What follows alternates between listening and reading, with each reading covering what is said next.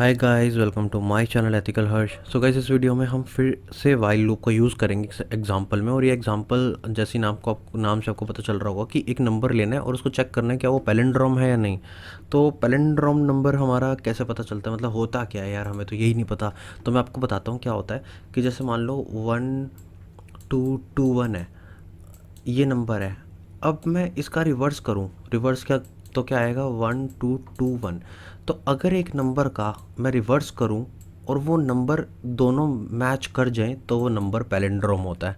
ठीक है, बस इतनी सिंपल सी बात है कि जैसे मैं 1234 है, इसको मैं रिवर्स करूँ तो 4321 आएगा। तो क्या ये दोनों नंबर इक्वल है? तो नहीं भाई, ये दोनों नंबर इक्वल नहीं है, तो ये पैलिंड्रोम ही नहीं है भाई।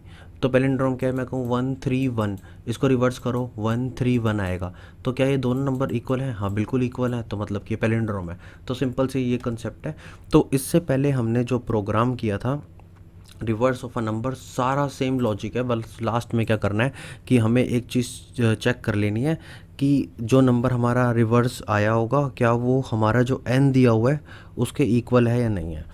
तो ठीक है, हम सेम वही चीज़ हमने इससे पहले प्रोग्राम किया तो वही करते हैं। तो n लेते हैं पहले इंटीजर की फॉर्म में। अब हमने एक n ले लिया यूज़र से, ठीक है। एक रेव नाम का वेरिएबल ले लिया जिसमें मैंने ज़ीरो इनिशियलाइज़ कर दिया। अब इसमें एक चीज़ मैंने मान लो x नाम का वेरिएबल ले लिया n की जगह। n की जो वैल्यू है, n की जो वैल्यू जैसे 1221 या जो 131234 जो भी मैं डालूंगा वो x में ले ली, क्योंकि मुझे पता है जब मैं रिवर्स करता हूँ तो n तो छोटा होता जाता है ना, n को तो हम बिल्कुल कम कर देते हैं। अगर आपने मेरा इससे पहले वाला प्रोग्राम देखा है रिवर्स वाला तो आपको ये बहुत अच्छे से समझ आ जाएगा, क्योंकि जो मैं आपको बात कर रहा हूँ वो पहले वाले प्रोग्राम से ही बिल्कुल मिलती है। तो अब यहाँ पे हमें रिवर्स करने का कॉन्सेप्ट लगाना है, तो बिल्कुल सेम वही का वही आपको उतार देना है कि भाई while n is greater than zero, तो तब तक ये लूप चलाना है। अब n जो भी होगा 1234 वो ग्रेटर होगा ज़ीरो से तब तक, तो ये वाइल लूप कंटिन्यूस लूप में चलता रहेगा। तो क्या चलता रहेगा, रिमाइंडर हमें निकालना है, तो रिमाइंडर हम निकाल लेंगे मोड से और उसको रिमाइंडर में सेव कर लेंगे। रिवर्स हम कर देंगे और इसके बाद हम करेंगे रेव इनटू में 10 प्लस रिमाइंडर जो भी आएगा।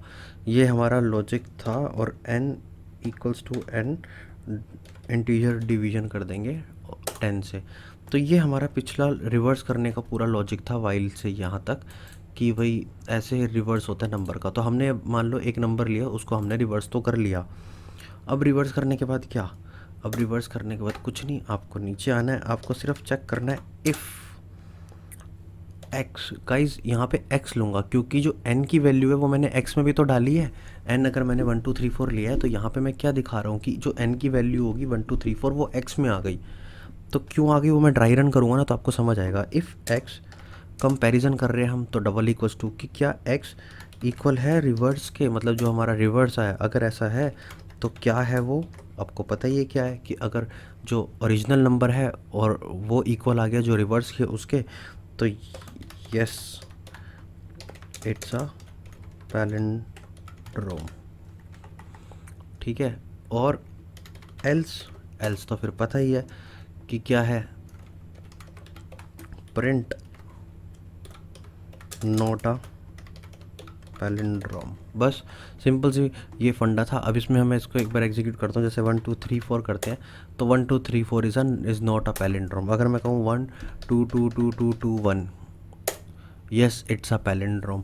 तो अब हम इसको समझते हैं, जैसे मैं आपको छोटे से एग्जांपल समझाता हूँ 121। ठीक है, इसको क्या करते हैं हम जल्दी जल्दी से ट्राई रन करते हैं। एन में मैंने ले लिया 121, तो एन हमारे पास क्या आ गया 121। रेव ज़ीरो, और रेव क्या है ज़ीरो है, और एक्स इक्वल्स टू एन। अब जो वैल्यू एन की है एक्स की भी मैंने वही कर दी 121। ठीक है, ठीक है। While N is greater than zero, जब तक एन जो है वो ग्रेटर रहेगा किससे, ज़ीरो से, तब तक ये वाइल लूप चलेगा। तो ठीक है भाई 121 ग्रेटर है अभी ज़ीरो के, तो वाइल लूप चलाना है अभी। वाइल लूप में करना क्या है कि वाइल लूप तो चलेगा लेकिन उसके अंदर होगा क्या, उसके अंदर होगा remainder is equals to N mod 10। अब 121 है, 121 का हम मोड निकालते हैं गाइस। अगर प्रोग्रामिंग में मोड मतलब रिमाइंडर, 10 से अगर हम इसको डिवाइड करेंगे तो 1 पे होगा, तो 10 फिर 21 ऊपर से उतारेंगे तो 2 से करेंगे तो क्या होगा 20, बच गया 1। तो रिमाइंडर क्या आ गया 1, रिमाइंडर क्या आ गया 1। और 1 की वैल्यू किस में हमने डाल दी, रैम में, रैम रैम में आ गया 1। जो 1 आया रिमाइंडर, उसकी वैल्यू हमने किस में डाल दी, रैम में। अब उसके बाद दूसरे स्टेप पे आए, rev is equals to rev into 10। अब rev is equals to rev into 10 मतलब 0 इंटू 10। रेव की वैल्यू क्या है, पहले रेव की वैल्यू तो 0 से इनिशियलाइज करिए, 0 into 10, 0 into 10 plus remainder, remainder क्या है 1। अब 0 इंटू 10 0 प्लस 1 1। यहाँ तक तो आपको समझ आ गया कि रेव की वैल्यू हो गई 1। अब n को हमने डबल डिवाइड किया 10 से, मतलब इंटीजर डिवीजन।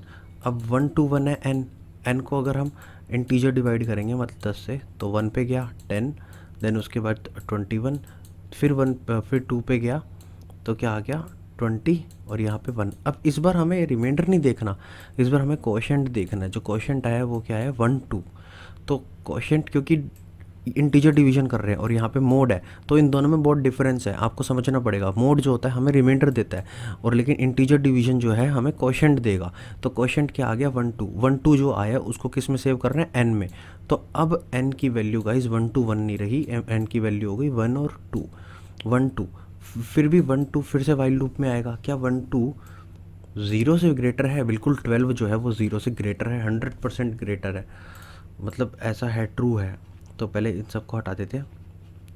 रैम में तो 1 है, ठीक है, और रैव में भी 1 है, और ये अब 12 रह गया। यहाँ पे आए, फिर से एक बार लूप चला, 12 है, तो रैम में फिर हमने मोड निकाला।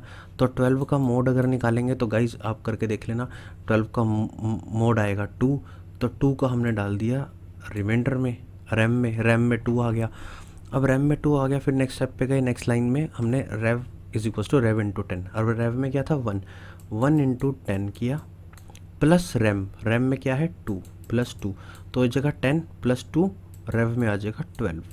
अब रेव में 12 आ गया, फिर हमने n का इंटीजर डिवीजन किया, मतलब 12 का हमने इंटीजर डिवीजन किया, 1 आया, यहाँ पे हुआ 2। अब हमें रिमाइंडर देखना नहीं, हमें क्वोशेंट देखना है। तो क्वोशेंट जो आया उसको n में डाल दो। अब n में 12 था, लेकिन अब n में 1 हो गया। अब n में 1 हो गया, फिर n इज़ ग्रेटर देन 0 है, बिल्कुल है, ट्रू है ये चीज़। तो जब ये ट्रू है तो फिर से एक बार फिर लूप चलेगा वाइल, फिर उसके बाद रिमाइंडर n मोड 10 होगा। तो 1 का अगर मोड निकालेंगे तो 1 ही आएगा रिमाइंडर, तो रैम में हो गया 1। फिर रेव को क्या किया हमने, 12 को 10 से मल्टीप्लाई किया, क्योंकि यहाँ लिखा है रेव इंटू 10, रेव की 12 वैल्यू है, और इंटू 10 किया, और प्लस रैम, रैम में क्या है, रैम में 1 है, तो रैम में 1 है, तो 12 इंटू 10 120 प्लस 1 121। अब रेव में आ गई 121, ये वैल्यू आ गई रेव में, ठीक है गाइस, ये याद रखना कि रेव में आ गई 121। और फिर हमने डिवीजन किया इसका 1 का, तो जो भी है, मतलब 1 का अगर हम वो करेंगे तो कुछ भी नहीं बचेगा रिमाइंडर, ठीक है। मतलब इसमें आ जाएगा, n में आ जाएगा 0। अब इसमें 0 आ गया, 1 नहीं आया, इसमें 0 आ गया, तो 0 इज़ ग्रेटर देन 0, बिल्कुल फॉल्स, क्योंकि 0 कभी 0 से बड़ा नहीं होता। 0 इक्वल है 0 से, लेकिन 0 कभी ग्रेटर नहीं है 0 से। तो 0, तो ये फिर वाइल लूप चलेगा ही नहीं, फिर मतलब कि यहाँ पे लूप हो गया एंड। अब हम बात करते हैं, अब हमारे पास एक वैल्यू है रेव की, ठीक है, बाकी सब हटा देता हूँ मैं, ठीक है, मैंने ये हटा दिया, रैम की भी ज़रूरत नहीं है। अब हम बात कर रहे हैं, तो यहाँ पे रेव मेरा, यहाँ पे आर ई वी रेव को लिख लेता हूँ मैं सही से, 121 वैल्यू आई रेव में, कि इफ़ एक्स, अब देखो n तो हो चुका है 0, यहाँ पे मैंने x क्यों लिया था, इसीलिए लिया था, देखो क्योंकि n तो हो चुका है 0। अब n जब 0 हो चुका है तो n की मैं वैल्यू कहाँ से लाऊँ, n की वैल्यू मैं लाऊँगा x में, जो मैंने अलग से बचा के रखी है, जो कि पहले n की ही वैल्यू थी, तो इसीलिए मैंने n को x बना दिया था। मतलब कि n की वैल्यू मैंने एक वेरिएबल में और स्टोर करी हुई थी, क्योंकि मुझे पता था n तो खाली हो जाएगा भाई, n में तो 0 बचेगा। तो x की वैल्यू क्या है 121, इफ़ x, तो x क्या है 121। चेक करो क्या वो रेव जो आया है, रेव उसके इक्वल है, बिल्कुल 121 इक्वल्स टू 121 है, तो यस इट्स अ पैलिंड्रोम। तो बस इतना सा फंडा था, इतना सा लॉजिक था। आप इसको एक बार 1 2 3 के लिए और एक बार 1 3 1 के लिए ड्राई रन करो, आपके और लॉजिक स्ट्रॉन्ग होंगे, क्योंकि आप इसको ड्राई रन जितना करोगे उतना अच्छे से आपका लॉजिक स्ट्रॉन्ग होगा। अगर आपका कोई डाउट हो तो आप पूछ सकते हो। और आपको पैलिंड्रोम तो समझ आ गया होगा कि कोई भी नंबर है उसका रिवर्स करके देखो, और वो अगर इक्वल होते हैं उसका रिवर्स और वो नंबर इक्वल होते हैं ओरिजिनल नंबर और उसका रिवर्स, तो वो पैलिंड्रोम है। सो गाइस, आपका कोई डाउट हो तो आप कमेंट सेक्शन में मुझसे बिल्कुल पूछ सकते हो। Thanks for watching my video. Please subscribe my channel for more videos and press bell icon button for new notification.